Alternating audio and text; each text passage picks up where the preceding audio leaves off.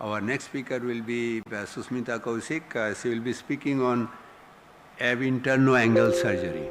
Sushmita did his post-graduation from Maulana Azad, then did fellowship in PGI Chandigarh, continuing in faculty for about more than 25 years. Yeah, thank you. Carry on. Thank you, Dr. Mandal, and thank you, APAO.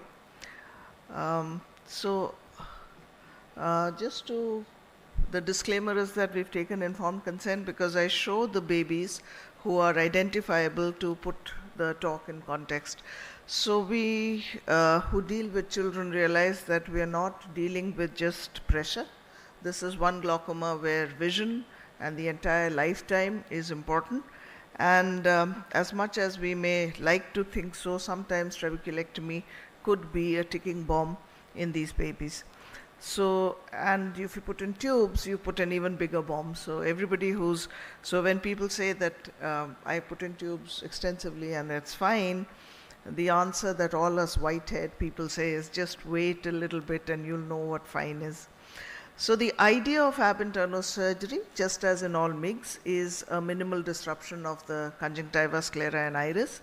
And the angle-based surgery's idea is to bypass abnormal trabecular meshwork, assuming that we are dealing with primary congenital glaucoma, but it doesn't preclude further surgery. It's like saying this is step 1, but you might have a step 2 or step 3 depending on that. But if the step 1 works, we'll bypass the rest. Now, before we go on to angle surgery, it's important to understand that in primary congenital glaucoma, the angle doesn't recede normally, which means that the iris remnants persist, and the characteristic of that on gonioscopy is a high iris insertion, and the trabecular meshwork is functionally abnormal. So this on the left is a normal infantile angle, a very sinuous trabecular meshwork visible. This is a type 1. Now this type 1 and type 2 are given to us by Sampaolisi in the 1960s. And he actually recognized that the angles which are type 1, you have some TM visible with iris remnants, and these are the ones which are more amenable to angle surgery. Whereas if you have a type 2 angle where the trabecular meshwork is completely obscured by the iris remnant, the angle surgery is likely to be less successful. But that's something to keep in mind, and the importance of gonioscopy before doing angle surgery.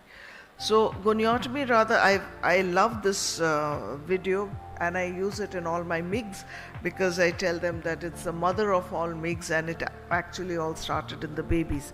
So it's just sliced, and that white thing that you see behind is the posterior part of the Schlemm's canal, and the iris just falls back and the cleft is formed, and that usually is enough to take care of the outflow.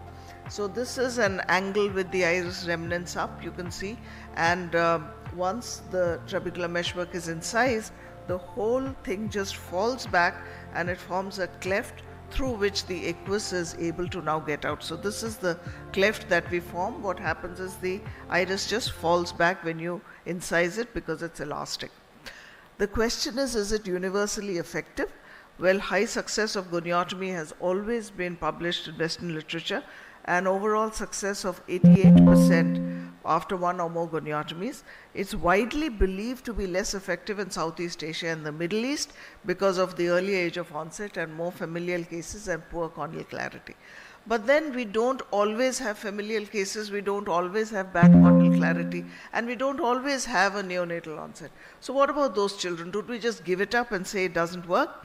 So when you ask a lot of questions, you decide to give the answers and then share what you found. So we did goniotomy in children that we could and said, okay, let's take it as it comes, and if we can't, and if it doesn't work, we can always go in and do the second surgery. We had success rates of almost 80% of one primary surgery, and we had 68% for a redo surgery. Redo surgeries were those in which a combined trab with trab was done, where the corneas had cleared a little bit, but you still wanted a little more of IOP reduction. And if we did 2 goniotomies, then the success went up to 90%. So it was pretty much as was published for years and years from the West. It's been an encouraging journey so far. So this is the garden variety of infantile PCG. When I see this PCG, I'm happy, because then I know that I can do goniotomy, and a couple of years and maybe many years down the line, these babies are going to do all right. This is the kind of infantile PCG where we do 2 goniotomies. They come absolutely hazy like this, and sometimes even with this haze, you can manage to do a goniotomy, but you can see from here it clears this much, but not as much as you'd like. So we used to just go in from the nasal side and also incise the temporal part, and you can see how the corneas had cleared. So it was an encouraging journey, but the next question, so you keep questioning yourself, can you do better? Can you do better than 90%? And then came in BANG. BANG is bent angle needle goniectomy, which Shute proposed that instead of incising trabecular meshwork in adults, why don't we just excise it? So the KTB is of the same principle, and BANG is when you make a little bit of an angle in a 25 gauge needle and you strip the trabecular meshwork. It's a variation of the technique. So this is what it looks like. You'd see this 25 gauge needle and you just bend it in a reverse cystotome so that the smooth part is outside, so that you don't damage the Schlemm's canal, as it were. And then you just go in the normal way. This is in a PCG child. You go in and this is a cohesive viscoelastic on the surface. This is the needle going in, and you just engage the trabecular meshwork, and as you slowly strip it, in a minute you'll see the bit of trabecular meshwork which is on the tip of the needle.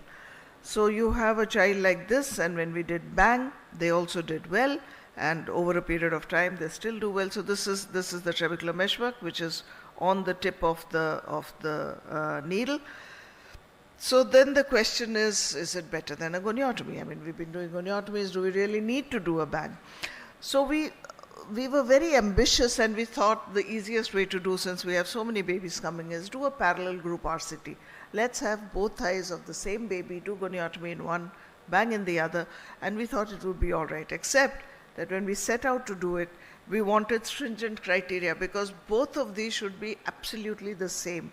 So we set out to do this, and we realized it was very difficult to get symmetrical primary congenital glaucomas.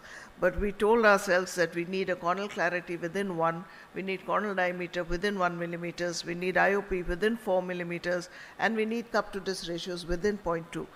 And it turned out that it was really difficult to get that, and we managed just about 8 children in about a year.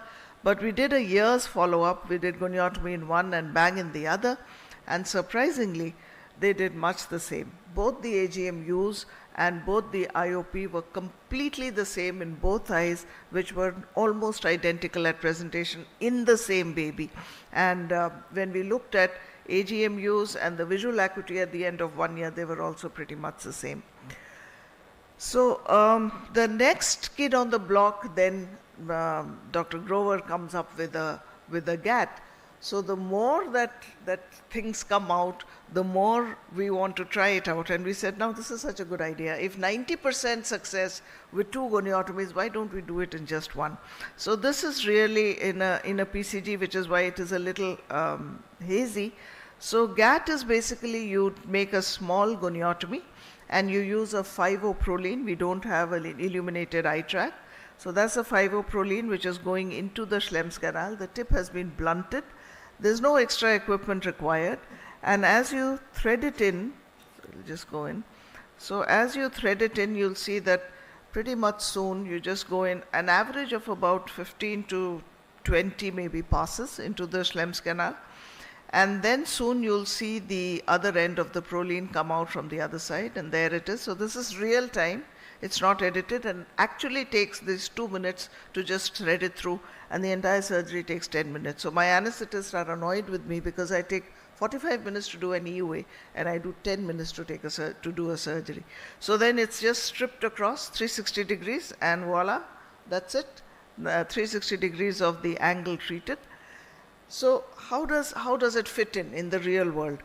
Now this baby, for instance, this is how we get them: asymmetric glaucoma since birth, Peters anomaly in one eye and a PCG in the other, already trabeculotomy done. So left eye we did a trab with trab, we couldn't possibly do angle surgery, but we wondered whether we could do a goniotomy now. So it did work. We did the goniotomy after the trab with trab of the right eye, and it cleared. So this is what our redo goniotomies are. If you treat the rest of the angle, which is untreated after your trap with trap, they do clear, and they actually do well after a while. So this is how the cornea is cleared, and we did a repeat trap in the left eye, the periphery cleared, and we don't have Murli with us, so we make do with a lot of optical iridectomies to visually rehabilitate them, and hopefully we'll get a brave cornea surgeon to do ours as well. So when do you do GAT? When you want to do a little more than a goniotomy, but you don't want to do a CTT. You don't want to open up the sclera and the iris. With 1 year follow-ups, these children do very, very well. So right now, GAT is my go-to angle surgery. I've almost stopped doing goniotomies completely. Interestingly, I just like to share this one baby, acute hydrops. We all get very excited because this is the one PCG which makes us God. Because the mother comes distraught in the emergency that the kid was fine 2 days ago, and look, since 2 days he's got a white cornea, and we say, Tathastu, don't worry, you come to us, you'll be fine. So you have acute hydrops in PCG, you start a dorsalamide, prepare for GA, etc. And then on table, you can see the harbs, and you can very, very hazily see the angle, and there's a bit of you which says, okay, let's avoid the combined trap with trap. Let's see if we can do it. And you have residents saying, no, no, no, no, please don't try, please don't try. Say, okay, let me try it. We can always do it again. So we do that, and it's a little foolhardy, and I've done about 2 of them so far. But you see, you move your gonioscope to an area where you can see it. So I can't see it end on. So I've done it superinasally. I don't usually do the goniotomy there. And then it's a bit of manipulation to put it in. But if you can see your goniotomy and you can see your scleral spur, you know that you're in. And surprisingly, it goes in very smoothly because it's PCG. And there we are, and it came out, and everybody was so, so happy that this happened, thank God, more because we didn't have to do the CTT, and it cleared just as well. So it is a primary trabecular dysgenesis, even if it is acute hydrops, even if the harbs are stretched so much that all that fluid has come in. But if you can treat the angle, you can treat PCG. Sometimes you do it after sad stories when you're scared. This is one of my saddest stories of a baby who was fine after a combined trap with trap, comes back 5 years later with panophthalmitis, and he lost the eye. And the other eye has very raised pressures, and now the father says, do the miracle and save the eye. So I was so scared to go in again, and it was really, really hard. But thankfully, even after a combined trap with trap, interestingly, we did try the GAT, and we said, okay, this was possibly PCG, let's try and do the rest of the angle. So interestingly, since we'd done the combined trap with trap 5 years ago, this, in a minute you'll see that this suture actually came out from the older trabeculotomy site. So there it is. So that's the suture. You can see that thing, that blue thing here. And suddenly we see this entire sutures in the angle, and we realized it had gone almost the whole thing, and it came out through the trabeculotomy site. So some part, so almost the 360 degrees did work, and we managed to have this, and we managed to control his pressures with just that. So there you are. This is the trabeculotomy site of the older CTT, and you just hold it there, and you pull it from this end because it's come out, and there you have a 360. So it's interesting that it comes to your rescue when you really are scared and you don't want to go in because you know the child has lost one eye already. So to summarize, where does angle surgery come into my armamentarium? If you can see the angle, even if it's hazy, yes. Goniotomy and bang doesn't matter. We've published our RCT in ophthalmology glaucoma last year that it didn't matter at all. And when you want a little more than a goniotomy, you do a GAT. But I can share with you now I want a little more than goniotomy for all my babies. And my first go-to is a GAT if I can do it. Abinterno are expanding to include more and more TM all the time. It's viable, it's safe, it's low cost, and it's worthwhile as a first procedure. And I'd like to acknowledge all my babies and my children for the residents, for the work that they do. And believe me, it's not easy to work with someone crazy as me. Thank you. Thank you, Dr. Mandal. Thank you, Sushmita, for extensive coverage on the Abinterno technique.